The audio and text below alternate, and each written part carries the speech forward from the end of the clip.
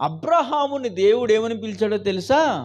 అబ్రహాము నా స్నేహితుడు. హల్లెలూయా, హల్లెలూయా.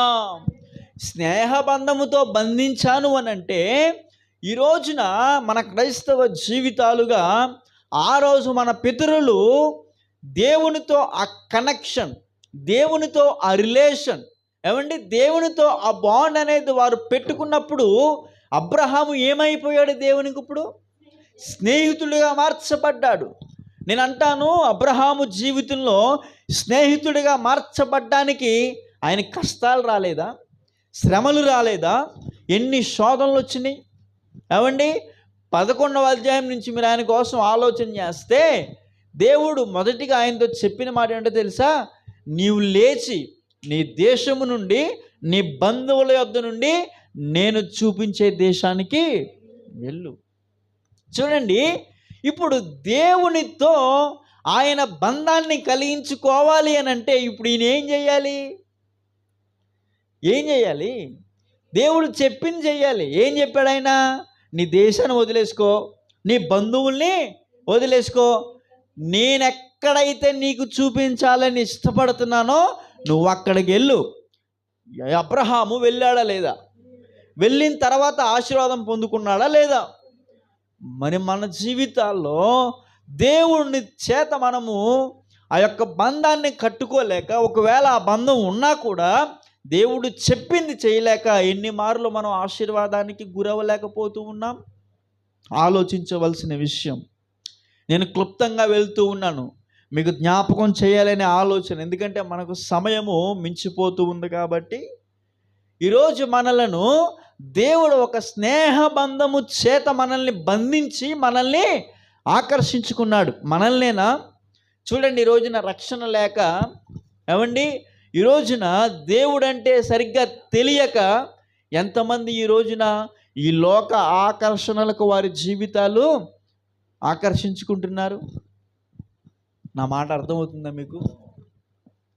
ఈరోజు మనం బయట ఆలోచిస్తే, ఈరోజు మనం బయట చూస్తే వారికి ఆకర్షణ ఏంటి? వారికి ఆకర్షణ ఏమిటంటే వారి యొక్క భౌతిక ఈ సౌందర్యం, వాళ్ళ వేసుకునే బట్టలు కావచ్చు. ఈరోజు నేను ఎందుకు ఈ మాట చెప్తున్నాను అంటే, ఒక సినిమా షూటింగ్ కానీ ఒక సినిమాలు తీస్తున్న వారు వేసే ఆ ఆకర్షణకు ఎంతమంది ఈ రోజున గురవుతున్నారు? ఆకర్షణ బట్టే కదా ఈ రోజున చేయకూడని నీచమైన కార్యాలు ఈ రోజున లోకంలో జరుగుతూ ఉన్నాయి. ఈ రోజున బయట మనుషులు ఆ ఆకర్షణకు గురయ్యి దేవునిలో ఈ ఆకర్షించుకోలేక దేవుని చేత, అందుకే వాక్యం కూడా ఏం చెప్తుందంటే, ప్రభువా నీవు ఆకర్షించుకోకుండా నీ దగ్గరికి ఎవడు కూడా రారు. మరి ప్రభువు ఆకర్షించుకోవాలి అని అంటే ప్రభు చెప్తున్నది ఏంటో తెలుసా? మనం ఆయనతో ఒక బంధమును కలిగి ఉండాలి. హల్లెలూయా. ఒక కనెక్షన్ మనము యేసు ప్రభువుతో కలిగి ఉండాలి. అది లేకుండా నేను ఆయనతో ఉన్నాను అనంటే సరిపోదు. అబ్రహాము దేవునితో ఉన్నాడు అనంటే అబ్రహాము దేవుడు చెప్పినవన్నీ నెరవేర్చి చూపించాడు గనక, అందుకే స్నేహితుడిగా అబ్రహాము దేవునికి పిలవబడ్డాడు. హల్లెలూయా, హల్లెలూయా. 22వ అధ్యాయం ఆదికాండం మీరు ఆలోచిస్తే అక్కడ ఒక్కగానొక్క కుమారుణ్ణి ఏం చేయమంటాడు దేవుడు? చూడండి, తన కొడుకునైనా సరే బలివ్వడానికి ఆయన సిద్ధపడ్డాడు. ఇవన్నీ చూచి అబ్రహామును ఒక స్నేహితుడిగా, ఒక ఫ్రెండ్గా దేవుడు, ఆ బంధం వాళ్ళకి ఎలా ఉన్నదో తెలుసా?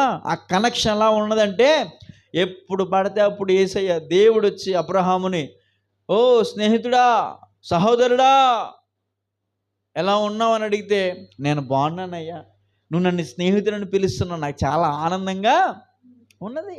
ఈరోజు ఉండదా మనకు? లోకానుసారంగా మనల్ని ఎవరైనా ఒక బెస్ట్ ఫ్రెండ్ అని, మనం ఒకరిని బెస్ట్ ఫ్రెండ్గా చేసుకుంటే, వారు మనకి ఏదైనా తెస్తే, వారు మనకి ఏదైనా ఇస్తే ఎంత సంతోషపడతాం మనం. మరి దేవుడే మనకు ఒక స్నేహబంధంగా, దేవుడే నా పేరు పెట్టి మీ పేరు అక్కడ ఉంచుకుని మిమ్మల్ని దేవుడు స్నేహితుడా అని పిలిస్తే మీకెంత సంతోషం. ఈ రోజున ఆ సంతోషాన్ని కావాలని దేవుడు ఆశపడుతూ ఉన్నాడు. హల్లెలూయా. అందుకే నేను మిమ్మల్ని దాసులని పిలవక స్నేహితులను పిలుస్తున్నానయ్యా. మనము స్నేహితులము దేవునికి. చూడండి, అబ్రహాము జీవితంలో ఆ యొక్క బంధం ఎలా ఉన్నదంటే, ఒక బాండింగ్ ఎలా ఉన్నదంటే, స్నేహితుడిగా పిలువబడ్డాడు దేవునికి. నెక్స్ట్ మనం ఆలోచిస్తే మోషేని కోసం మనం ఆలోచిస్తే, మోషే సంఖ్యాకాండం 12వ అధ్యాయం మీరు ఆలోచన చేయండి. తర్వాత నేను రెఫరెన్స్ కూడా అంతగా నేను మీకు చెప్పడం లేదు. అక్కడ ఒక మాట ఉంటుంది, మీరు తర్వాత చదువుకోండి. 12వ అధ్యాయం సంఖ్యాకాండం. మోషే కూషు దేశపు స్త్రీని పెళ్లి చేసుకున్నాడని, ఇలా నా వైపు చూడండి, మీ తర్వాత చదువుకోండి. కూషు దేశపు స్త్రీని పెళ్లి చేసుకున్నాడని మోషే అక్క పేరేంటి? మిరియాలు.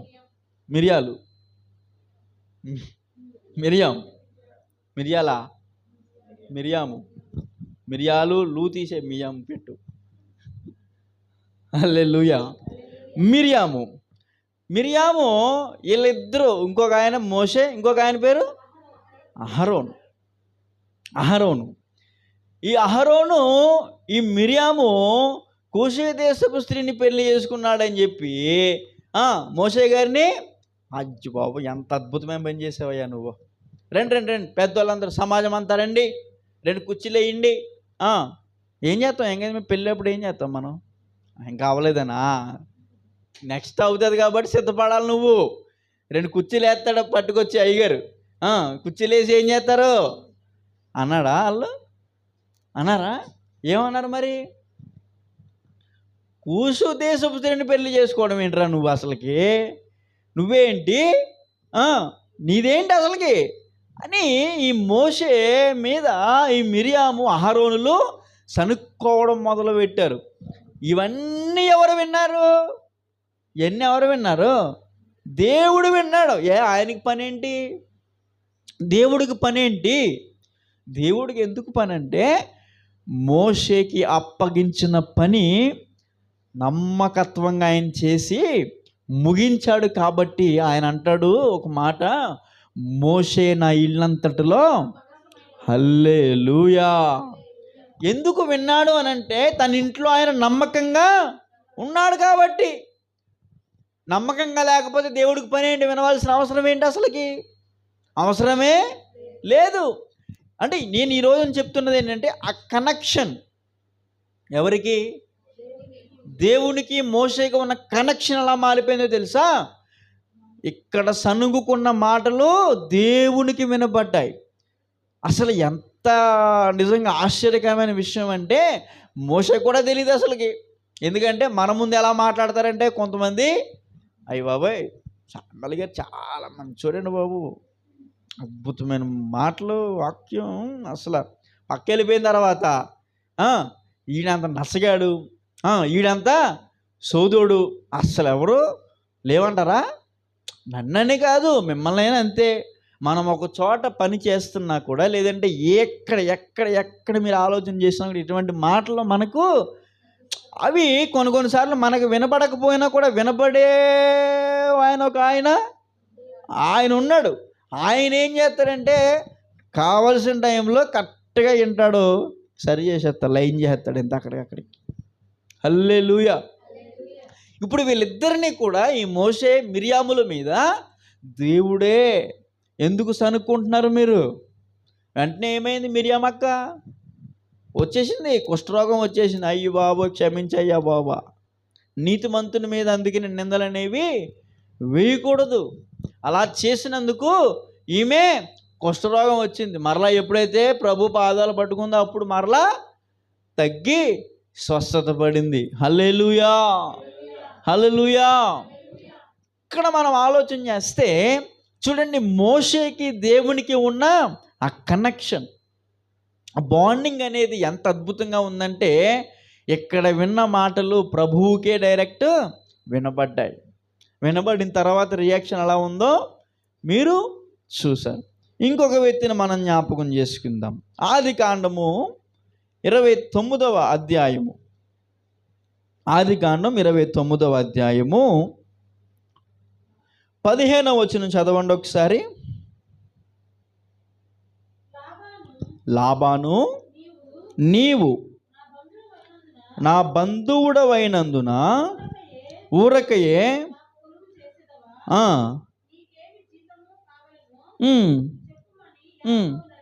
చూడండి, ఈ సందర్భాన్ని నేను మీకు జ్ఞాపకం చేస్తాను. వైపు చూడండి.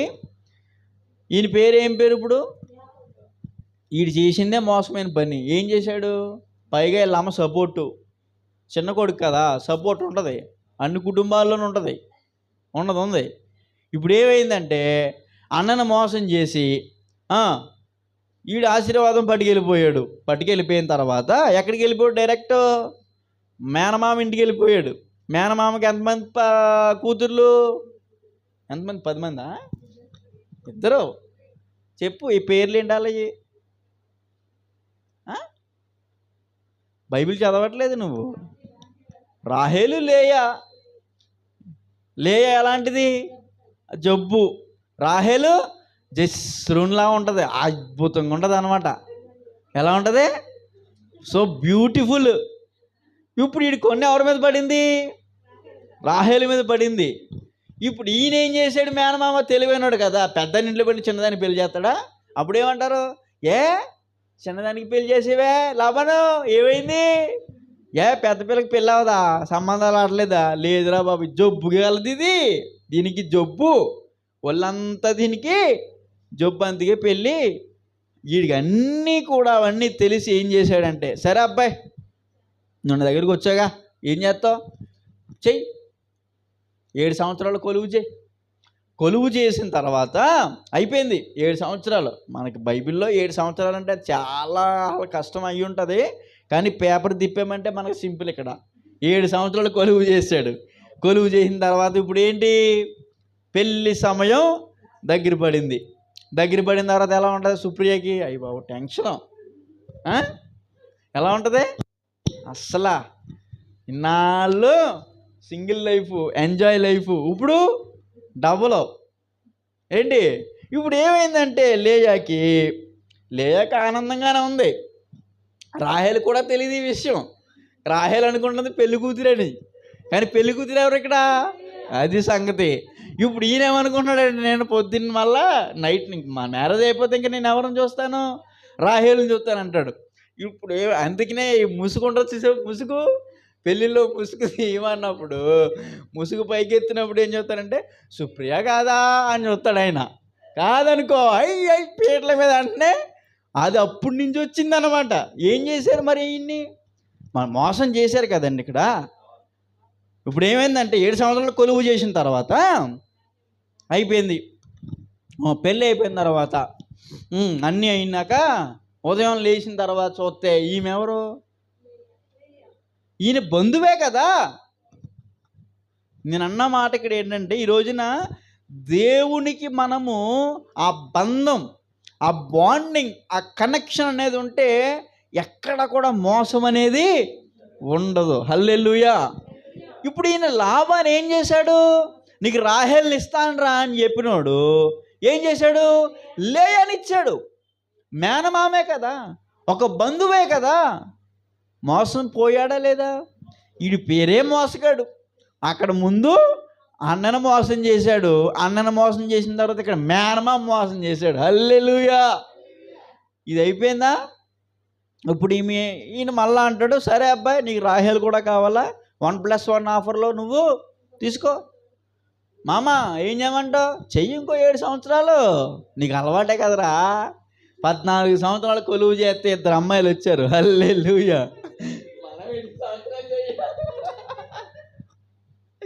చూడండి, ఇంత అయిపోయిన తర్వాత ఇప్పుడు ఇలాగే మోసంగా ఉంటే యాకోబు దీవించబడేవాడా?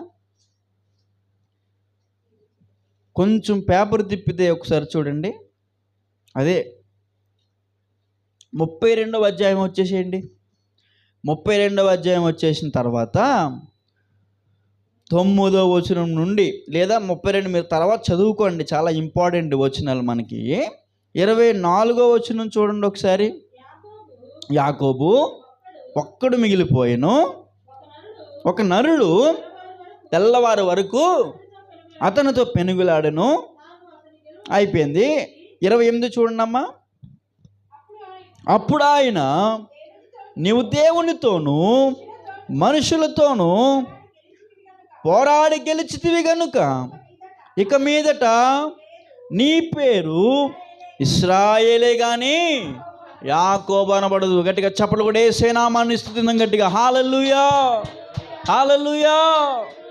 ఇప్పుడు మోసపోయిన యాకోబు జీవితం సడన్గా ఏమైపోయింది? 32వ అధ్యాయం వచ్చేసరికి అక్కడ ముందంతా మళ్ళా అక్కడ ముందేమవుతుంది? రెండు కుటుంబాలు అయిపోయినాయి కదా, మళ్ళా 2 కుటుంబాలు మళ్ళీ దాసదాసీలు, ఇంకా మొత్తం సంతానం పెరిగిపోయింది, పిల్లలు, కావలసిన గొడ్లు అన్నీ. అబ్బా, రిచ్ మ్యాన్ అయిపోయాడండి. ఒక్క దెబ్బతో రిచ్ మ్యాన్ అయిపోయాడు. ఎవరు? యాకోబు.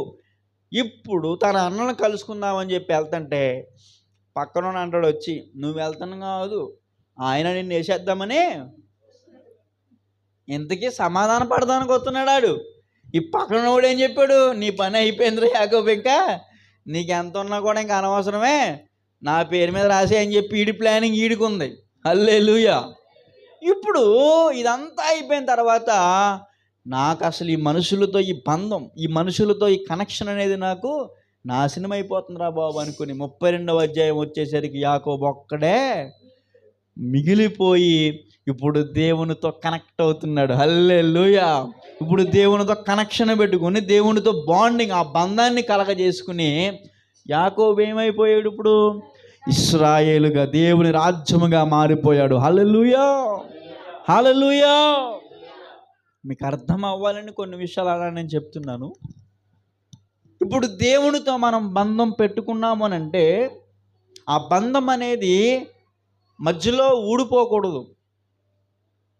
అది మధ్యలో ఎప్పుడైతే ఊడిపోతుందో ఇక మరలా కనెక్ట్ అవ్వడానికి చాలా కాలం కంపల్సరీ. అందుకే ఆయన మనల్ని ఒక బంధంతో, ఒక స్నేహ బంధము కావచ్చు, ఒక కుటుంబ బంధంతో కావచ్చు, ప్రభువు మనల్ని కట్టాడు అని అంటే దానిలో మనము నిలకడ కలిగి జీవించాలి. హల్లెలూయా. నిలకడ కలిగి బ్రతకాలి మనం. అలా బ్రతికితేనే ఆ బ్రతుకుకొకగా అర్థం ఉంది, లేకపోతే దానికి అర్థం అనేది.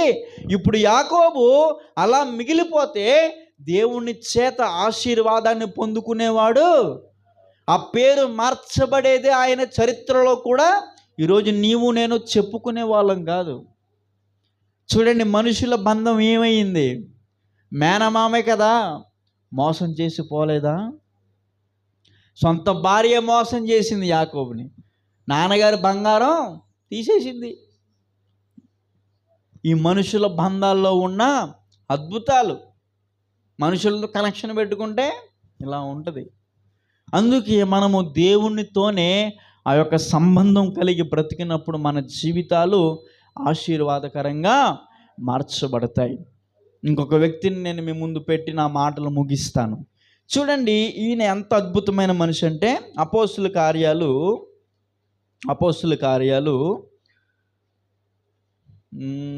7వ అధ్యాయము. అపోస్తుల కార్యాలు 7వ అధ్యాయం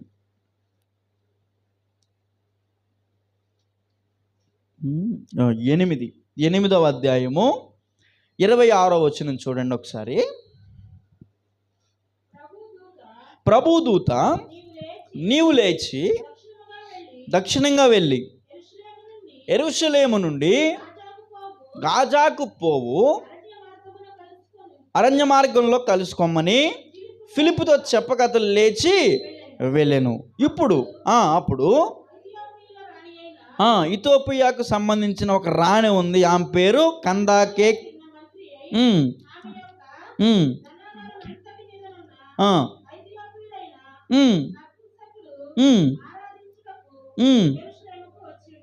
చాలు. ఇక్కడ మనం ఆలోచిస్తే ఈ మాట ఎవరితో చెప్తున్నారు? ప్రభువు దూత వచ్చి ఫిలిప్పుతో, అప్పటికే చాలా గొడవలు, గందరగోళాలు అన్నీ జరిగిపోయిన సందర్భం అది. సమరయ పట్టణంలో ఫిలిప్పు దేవుని గురించిన మాటలు ప్రకటిస్తూ ఉన్నాడు. వెంటనే ప్రభు దూత ఫిలిప్పును ఆయన పిలిచి, ఓ ఫిలిప్పు, అదిగో కందాకే అనే ఒక స్త్రీ ఉంది, ఒక రాణి, ఆమె క్రింద ఒక ఆయన ఉన్నాడు, ఆయన ఒక నపుంసకుడు ఉన్నాడు. ఈ నపుంసకుడు అదిగో మన ప్రాంతంలో నుంచి అలాగలాగా వెళ్తూ ఉన్నాడయ్యా. ఆయన వెళ్తూ ఉన్నాడు. వెళ్తూ ఉన్నప్పుడు ఆ రథం మీద ఆయన ఒక పుస్తకాన్ని ఆయన చదువుతున్నాడు, ఒక గ్రంథాన్ని చదువుతున్నాడు. యెషయా గ్రంథాన్ని ఆయన చదువుతూ ఉన్నప్పుడు వెంటనే ఫిలిప్పు ఆత్మ అతన్ని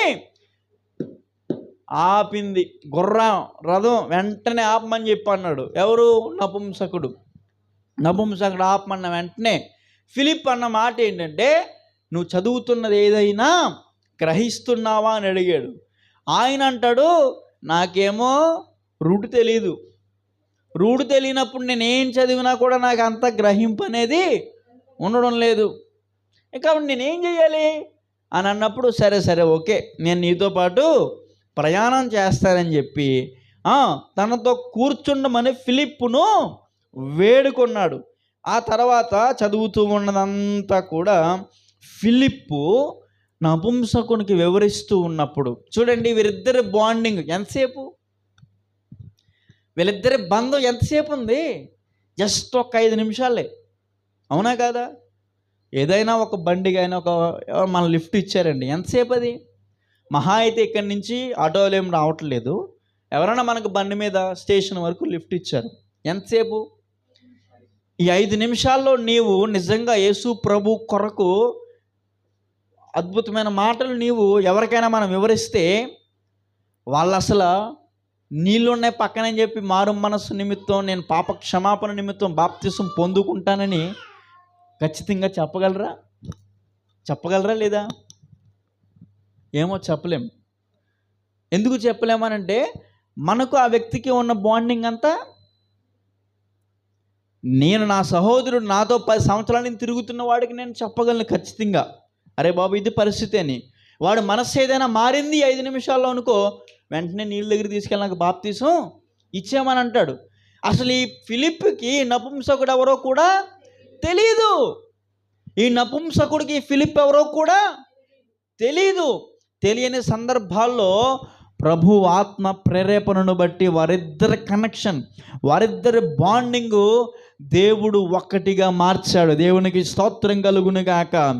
అది అయిపోయిన తర్వాత, సువార్త ప్రకటించిన తర్వాత త్రోవలో వాళ్ళు వెళ్తూ ఉండగా నీళ్ళున్న చోట ఒకటి నపుంసకుడికి కనిపించింది. నపుంసకుడు అంటాడు వెంటనే, బాబు రథాన్ని నిలుపుమయ్యా, ఆపు అక్కడ. ఈయన అంటాడు, ఎందుకయ్యా? అదిగో నీళ్ళు, నాకు బాప్తిస్మం ఇచ్చుటకు ఆటంకం ఏమిటి అని అడిగి రథము నిలుపుమని ఆజ్ఞాపించినప్పుడు ఫిలిప్ అంటాడు, నీవు నీ పూర్ణ హృదయంతో విశ్వసించిన ఎడల పొందవచ్చు, యేసు క్రీస్తు దేవుని కుమారుడని విశ్వసించుచున్నానని ఉత్తరం ఇచ్చాను. వెంటనే 38 ఫిలిప్పు నపుంసకుడు ఇద్దరు నీళ్ళలోనికి దిగిరి.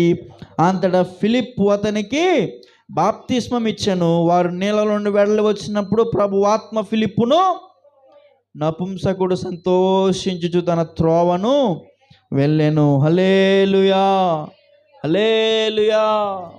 చదువుకోవడం చిన్నగా మనకు అనిపించవచ్చు, 2 నిమిషాల్లో మనం కంప్లీట్ చేసేసాం ఈ వర్స్.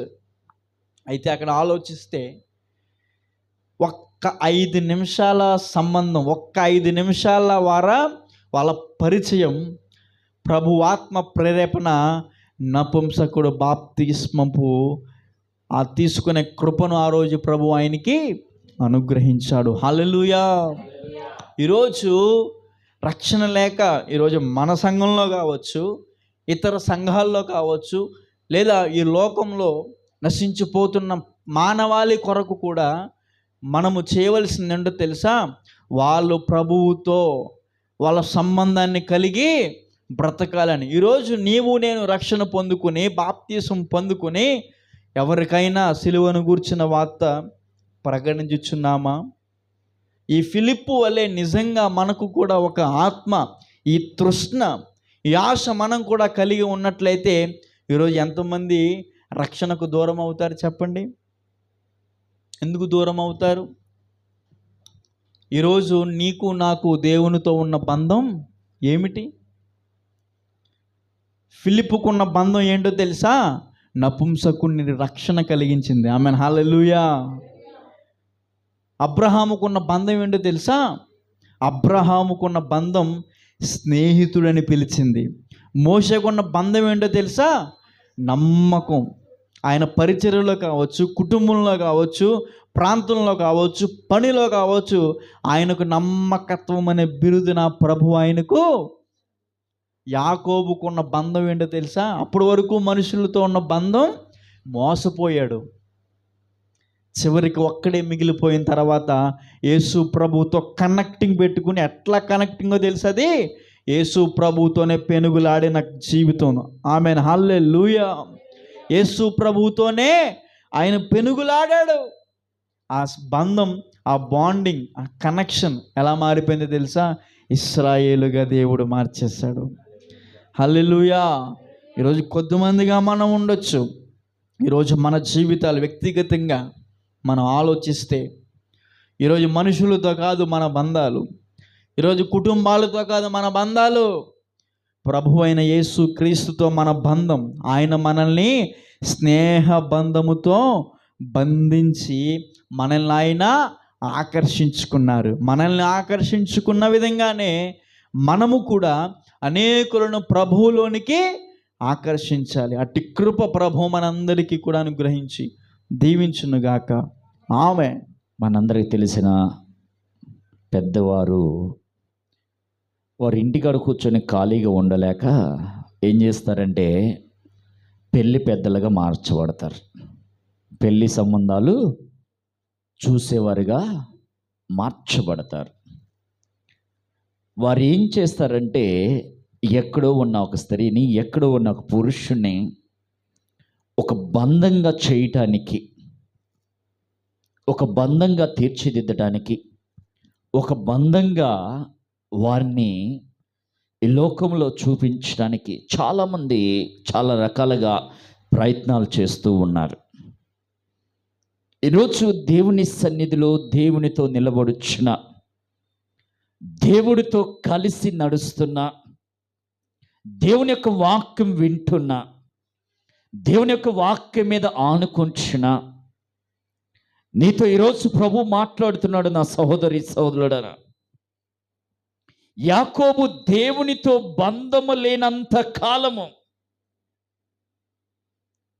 దేవునితో తన బంధాన్ని కలుపుకున్నంత కాలము యాకోబు ఎలా ఉండిపోయాడో తెలుసా?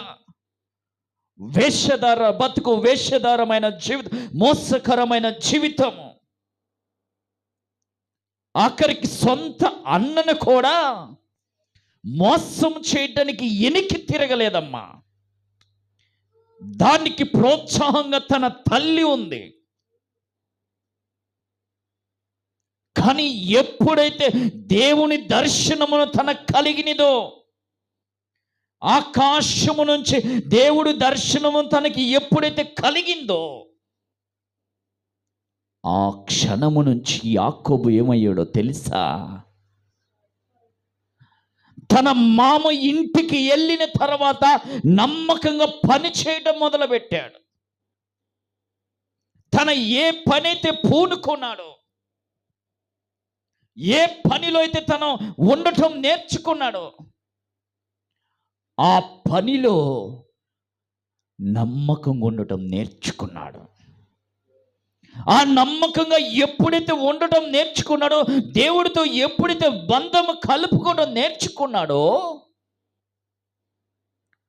మోసగాడైన యాకోబుని దేవుడు ఆశీర్వాదంగా మార్చడం నేర్చుకున్నాడమ్మా. ఎప్పుడైతే దేవునికి నమ్మకమైన దాసుడిగా ఉండటం నేర్చుకున్నాడో, మంచి స్నేహితుడిగా ఉండటం నేర్చుకున్నాడో, దేవుడు ఆకాశము నుంచి దీవెనలు కుమ్మరించడం నేర్చుకున్నాడు. ఈరోజు నువ్వు నేను ఎవరైనా కావచ్చు, మన జీవితం, నా జీవితం ఏదైనా కావచ్చు. ఈరోజు నువ్వు దేవునితో కలుపుకున్న బంధం ఎటువంటిది? ఈరోజు దేవునితో నువ్వు పంచుకున్న బంధం ఎటువంటిది? ఆయన దేవుడిగా చూస్తే అంతే, అదే ఆయన నా తండ్రి అని ఫీల్ అయితే ఆ బంధం వేరు. ఆయన నా తండ్రి అని ఫీల్ అయ్యే ప్రతి వారు కూడా ఈరోజు క్రీస్తు కొరకు ప్రాణం ఇచ్చిన వారు. లేటెస్ట్గా చనిపోయిన కొంతమంది పేర్లు చెప్పండి మీకు తెలిసిన వాళ్ళు. చార్లీ, ఇంకా ప్రకాష్ గంటెల గారు, ఇంకా పగడాల ప్రవీణ్ గారు. పగడాల ప్రవీణ్ గారు ఏమంటారంటే, మై కింగ్, నా రాజు, నా ప్రభు, నా తండ్రి. గంట ప్రకాష్ గారు ఏమంటారో తెలుసా? దిస్ ఈస్ మై వరల్డ్, ఆయనే నా సర్వస్వం అంటాడు. చార్లీ గారు ఏమన్నారో తెలుసా? నా సమస్తము చూస్తున్నవాడు అన్నాడు. ఈ మూడు కూడా ముగ్గురు వ్యక్తులు మాట్లాడిన మాటలు. ముగ్గురు వ్యక్తులు కూడా క్రీస్తు కొరకు చనిపోయిన వారు. ఒక ఆయన తన యొక్క జీవితంలో అన్ని ఫెయిల్ అయిపోయినా కూడా దేవుడుంటే చాలు అనుకున్నాడు. ఇంకొక ఆయన కొరకే సమస్తం అనుకున్నాడు. ఇంకొక ఆయన కొరకే ప్రాణం ఇచ్చేశాడు. బంధము కలుపుకుంటే ప్రాణం ఇవ్వటానికని వెనక్కి తిరగవమ్మా.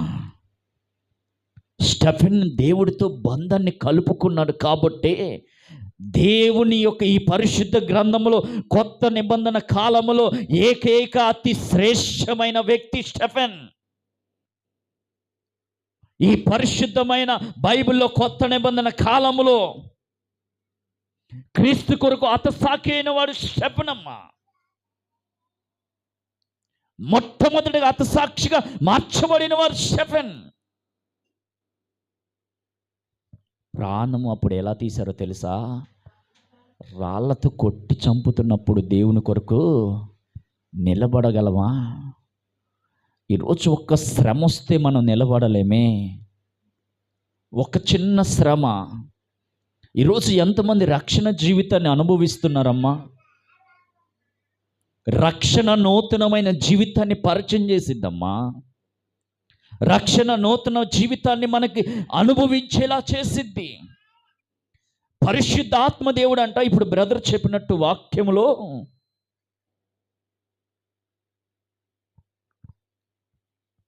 బాప్తిసం ఎవరు తీసుకున్నారు? నపుంసకుడు తీసుకున్నాడు. నపుంసకుడు అంటే మీకు తెలిసిన భాషలో చెప్పాలంటే ఇజ్రా. నపుంసకుడు ఏం చదువుతున్నాడంటే ఇర్మియా గ్రంథాన్ని చదువుతున్నాడు, యెషయా గ్రంథాన్ని చదువుతున్నాడు. యెషయా గ్రంథాన్ని నపుంసకుడు చదువుతున్నప్పుడు అది అతనికి అర్థం కావట్లేదని దేవుడు ఆత్మ ప్రేరేపించింది. ఎవరిని? ఫిలిప్పిని ప్రేరేపించింది. ఆయన రక్షణ తీసుకునే వరకు కూడా దేవుని యొక్క ఆత్మ ఫిలిప్పులోనే ఉంది. అర్థమవుతుంది నా మాట? ఈరోజు నువ్వు రక్షింపబడితే, నువ్వు దీవెనకరంగా ఈ లోకంలో కనపడే అంతవరకు కూడా దేవుడి ఆత్మ నీలోనే ఉంటుంది.